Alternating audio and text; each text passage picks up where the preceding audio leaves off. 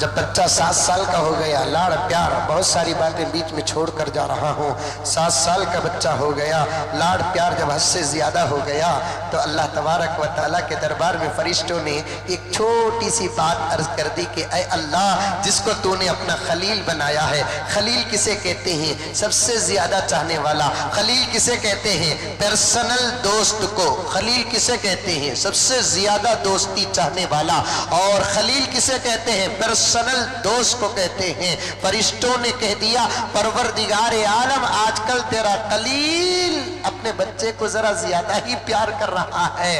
अब ये चीज होती है, एक ही दिल के अंदर दो मोहब्बतें जमा नहीं हो सकती, एक ही दिल के अंदर दो मोहब्बतें जमा नहीं हो सकती। हजरत फुजैल बिन अयास के पेट गोद में उनका बेटा बैठा हुआ था। हजरत फुजैल बिन अयास कहते हैं कि मुझे मारिफत का जितना सबक मेरे बेटे से मिला है, मुझे तो उतना बड़ा सबक मेरे शेख से भी नहीं मिला है। गौर से सुनो मेरे नौजवानों, हजरत फुजैल बिन अयास रहमतुल्लाहि अलैह ने फरमाया, मुझे मारिफत का सबक मेरे बेटे से जितना मिला उतना मुझे किसी शेख से भी नहीं मिला।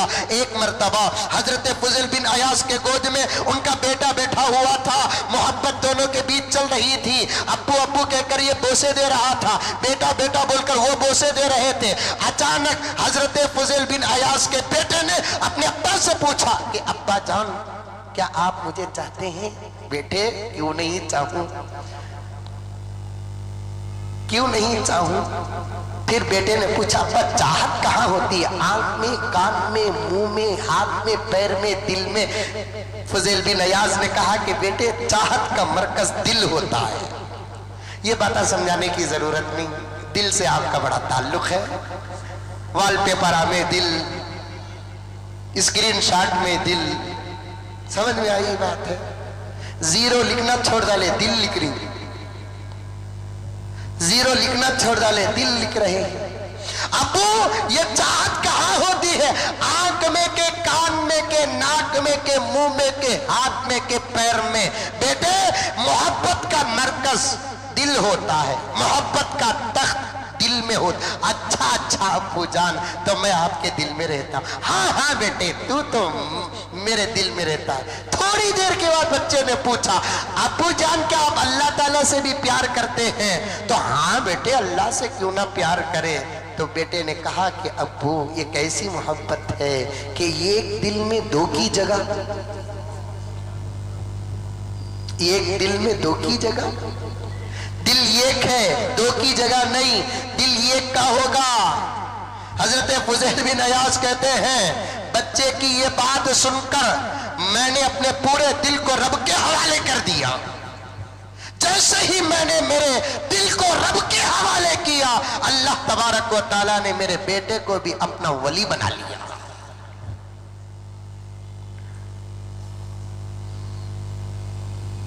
अल्लाह रब्बुल इज्जत फरमाते हैं, आंख तेरी, कान तेरा, नाक तेरी, मुंह तेरा, हाथ तेरे, पैर तेरे, किडनी तेरी, लेंस तेरा, अंदर तेरा, बाहर तेरा, दिल एक मेरा, इसे मेरे हवाले कर दे, ये पूरी कायनात तेरे हवाले कर दे।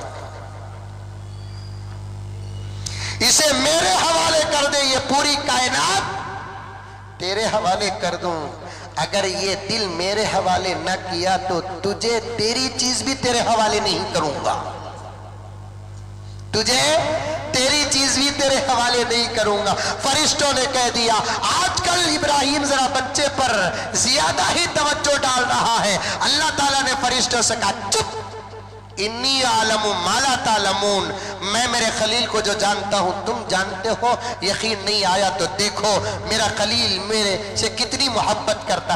3 दिन मुसलसल ख्वाब में हजरत इब्राहिम को ये नजर आया कि अपने लगते जिगर इकलौते बेटे इस्माइल के गले में छुरी चला रहे। क्या चला रहे? चाकू चला रहे। ख्वाब ख्वाबित होता, फिर भी नबियों का ख्वाब स्पेशल ख्वाब होता है, हमारे ख्वाब नहीं, उल्टे सीधे दीवाने। एक जना पूछता, हजरत मैं ख्वाब में मैं मर के सका दिख रहा हूं, हजरत क्या करना, मैं जनाजा कब पूछा। ऐसे ख्वाबा पढ़ते, खाबा तुम ना पढ़े तो हम ना अलग हौले खाबा बोलते ही हम ना सोने डर होता का वो खाब हम ना पड़ जाता कि उनको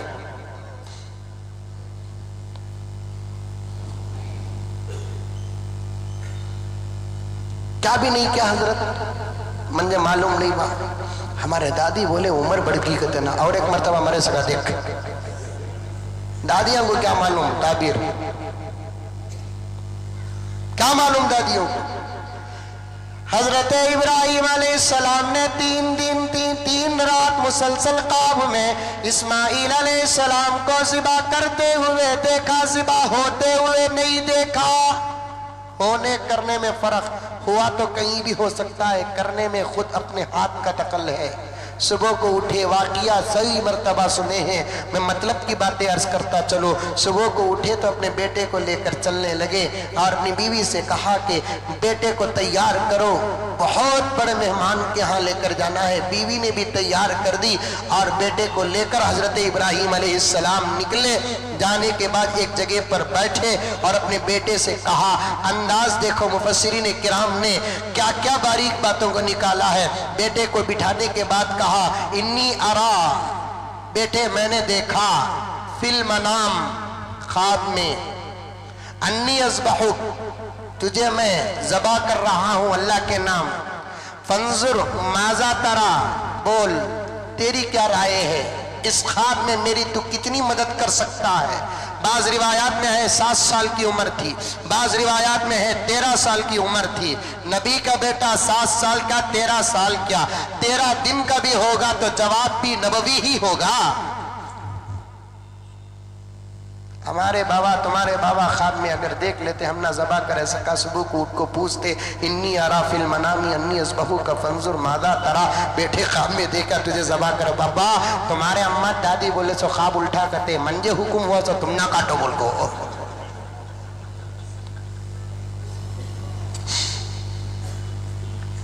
सब होगा ना, अभी कब तक रहते डैड, गो गो मैसूर रोड कब्रिस्तान वेटिंग।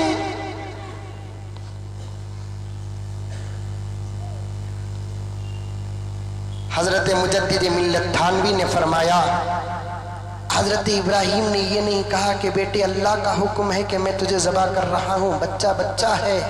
अगर नादानी में कह दे कि अब्बा मुझे कत्ल करेंगे, वो कौन सा अल्लाह है जो इंसानों को कत्ल करने का हुक्म देता है।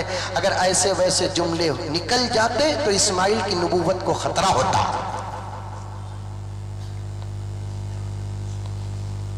कभी कभार कुछ बातें इनडायरेक्ट कहना पड़ता है। बच्चा भी तो बच्चा था, लेकिन था नबी।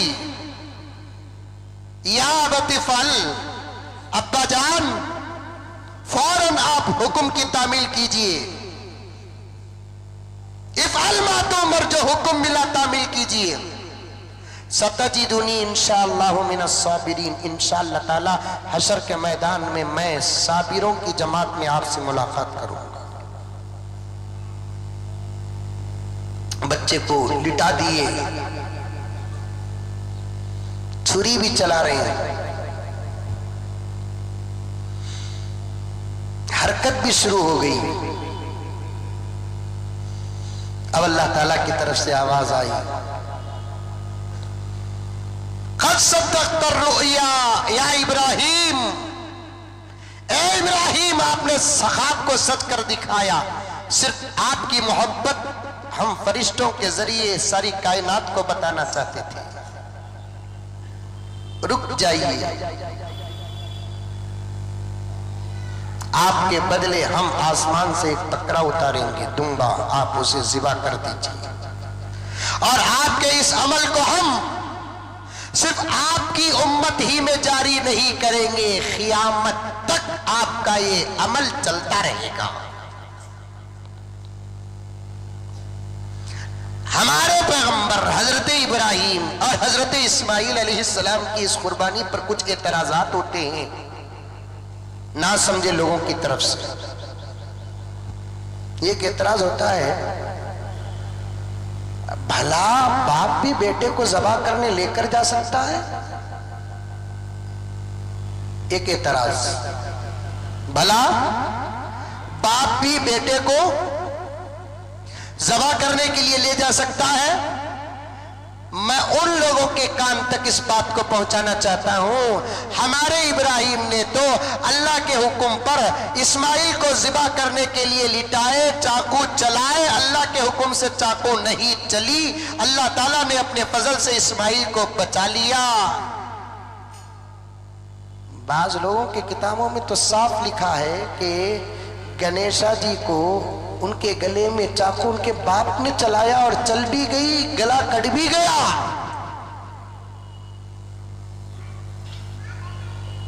चल भी गई, गला कट भी गया। दूसरा एतराज होता है, मैं सरसर जवाब देता चलूं, क्या ये जानवरों को तकलीफ देना नहीं है? लोग कहते हैं उनका क्या पाप हुआ, उनका क्या कसूर हुआ? बेचारे जानवरों को मुसलमान बड़ी बेदर्दी से ज़िबा करते हैं। मैं पूछना चाहता हूं, कौन सी ऐसी कौम है जो अपने खुदाओं के नाम पर जानवरों की बलि नहीं देते? यही हिंदुस्तान की तहजीब, यही हिंदुस्तान की तारीख उठाकर देखो। आज मुसलमान जानवरों की कुर्बानी देता है तो उस पर एतराज करते हो। आज भी यूपी और बिहार और आसाम और बंगाल और उड़ीसा में कई खानदान ऐसे हैं जहां पर जब कोई हद से ज्यादा मुसीबत आती है तो कुंवारी कुंवारी लड़कियों की बलि तक चढ़ा दी जाती है। तारीख में, हमारे धर्म में कभी किसी इंसान की बलि चढ़ाने का है? जानवरों को ज़िबा करने का हुक्म दिया गया है। और मेरे दोस्तों, इस साइंस के दौर में कोई इनकार नहीं कर सकता कि जानवर अल्लाह तबारक व तआला ने उनको खुद जीने के लिए खुदा ने पैदा नहीं किया, इंसानों के फायदे के लिए पैदा किया है। अगर जानवरों को ज़िबा करना तकलीफ में दाखिल है तो फिर ये दरख्तों से पत्ते तोड़ना और उनके फल और फूलों को निकालना, ये भी तो तकलीफ में दाखिल है। आज से 50 साल पहले लोगों को मालूम नहीं था, दरख्तों के अंदर भी एहसास होता है, दरख्तों के अंदर भी दर्द का एहसास होता है, दरख्तों के अंदर भी तकलीफ का एहसास होता है। लेकिन आज साइंस तरक्की कर चुकी है और इस तरक्की के दौर में बाकायदा बात खुले तौर पर आ रही है कि इस दौर में साइंस कह रही है दरख्तों को भी दर्द होता है, दरख्तों को भी तकलीफ होती है। और उन्होंने बतौर दलील के ये बात यहां तक पेश कर दिया, जब भी कोई फल तोड़ते हैं तो डंडी में से कुछ पानी निकलता है। साइंस कहती है ये उनका खून है, ये उनके आंसू हैं। ये उनका खून है, ये उनके आंसू हैं। तो अगर दूसरों को तकलीफ देने की वजह से कोई अमल छोड़ना है तो मेरे पास एक मजबूत दलील है। गौर से सुनो, गुज़िश्ता साल बोला कि नहीं बोला, लेकिन ईद के मौके पर बोला, दूसरों को तकलीफ होती है तो उस काम को नहीं करना बोलकर बोले तो शादी करना भी छोड़ दो। क्योंकि चंद लम्हों के प्यार के बाद बेगम साहिबा को जो तकलीफ शुरू होती है उसका कभी कोई अंदाजा लगाया? जानवरों को तकलीफ होती है तो ज़बह करना छोड़ डालना। बीवी से मोहब्बत और प्यार करते नहीं करते? अरे मुंडी तो भी हलाओ रे बाबा, कितनी अच्छी बात बोल रहा हूं। मोहब्बत का तो समझे।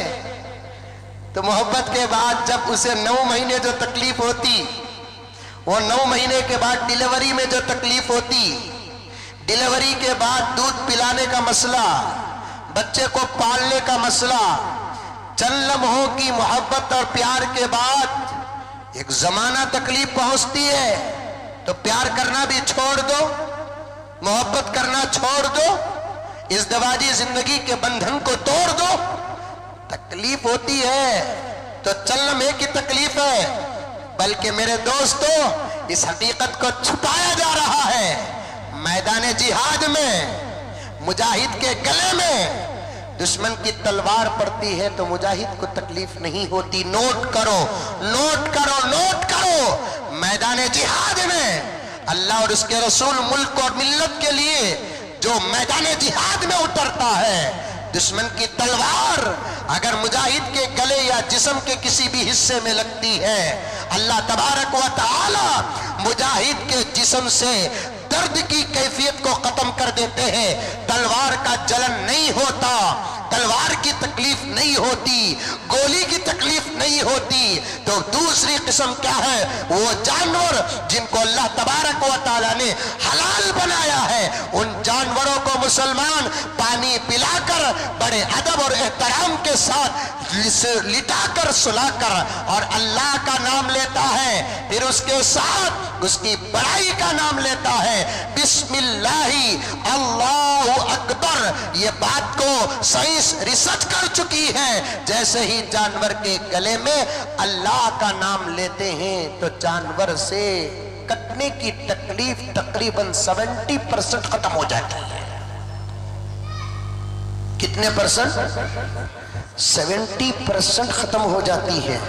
वो भी कितनी मोहब्बत से हमें करते ना साहब। आश्रमा में ले को जाको डाल रही, वहां उन जानवरों का क्या हाल है वो भी देखो। हमारे पास 8-10 दिन पहले जानवरों को लाकर उनको जो सेवा करते ना, माँ देखे जोरू भी मर्द की वो सेवा नहीं करती, मर्द वो जोरू की सेवा नहीं करता।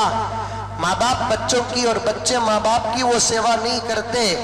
जो घर वाले पूरे मिलकर कुर्बानी के बकरे गाय और बैल की सेवा करते हैं, नहलाते। आजकल तो सर्दी का सीजन जबरदस्त है, टवाला टाटा थैले डालकर उसे गर्म अलग रखते हैं। मैं बारहा कहा करता हूं, बच्चों को भी कुर्बानी के जानवर से इतना प्यार आ जाता है। रोजाना 10-20 रुपए माँ बाप जो उनको उनकी चिरगंडी के लिए देते हैं, उनके पसंदीदा चीजें लेकर खाने के लिए जो देते हैं, वो 20 रुपए भी बच्चे नहीं खाते। छुपते छुपाते कोई वड़ा लेकर आया, कोई इडली लेकर आया, कोई चॉकलेट लेकर आया, कोई लेस चिप्स लेकर आया, फिर खिला रहा है बकरे को। बकरा भी सोचता अल्लाह मुझे काटते ही फिर जिंदा कर डाल। इतना मजा तो मुझे कहीं नहीं मिल रहा। खैर, और एक बात सुनो, आज सारी दुनिया मुसलमानों को दहशतगर्द कहती है। क्या कहती है? दहशतगर्द। आज से 5-6 साल पहले की बात अर्ज कर रहा हूं, मैं डायरी में लिखकर भी लिखा हूं।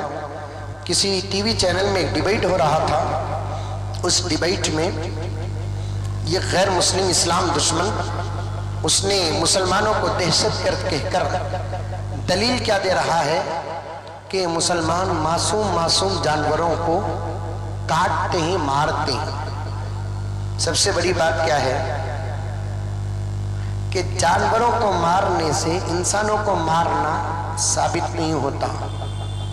कोई चीज बड़ा काम करते हैं तो तब बोल सकते हैं, वो करे वो छोड़ा नहीं ये छोड़ता क्या, ये बोलना। इंसानों को मारते तो तब बोल सकते, इंसाना कुछ नहीं छोड़ रही भी, इन्हों जानवरों को क्या छोड़ती, ये बोले तो सही है। जानवरों को मारने से इंसानों को मारना लाजिम है भाई। जान बकरा बकरी गाय बैल कुछ नहीं छोड़ रही, इन्हों इंसाना को छोड़ती क्या, ये जुमला गलत है। कौन भी माँ बाप को मारा तो तब बोल सकते, माँ बाप कुछ मार डाला इन्हें जोरू को छोड़ता क्या साहब, ये जुमला सही। कौन भी जोरू को मार डाला तो ये कौन भी बोलिया तो सही क्या, जोरू कुछ मार डाला उन्हें अम्मा को छोड़ता क्या, ये जुमला अकल के खिलाफ भी है। इंसानों को ज़बा करते तो तब कह सकते कि मुसलमान दहशतगर्द हैं, इंसानों को नहीं छोड़ते ना जानवरों को छोड़ते हैं, क्या बोलकर। जानवरों को मारने से मुसलमान दहशतगर्द कैसे हो सकता है? मुसलमान से ज्यादा अमन परस कौन हो सकता है? हमारे जानवरों को ज़बा करने से गैर मुस्लिम ये न सोचे कि हमारे दिल सख्त हो गए हैं, बल्कि कुर्बानी के फवाइद और उसके फलसफे में लिखा है, कुर्बानी का जानवर ज़बा करते वक्त जानवर के करीब खड़ो, इसलिए कि कुर्बानी देने के सदक़े में अल्लाह तबारक व तआला दिलों को नरम कर देते हैं।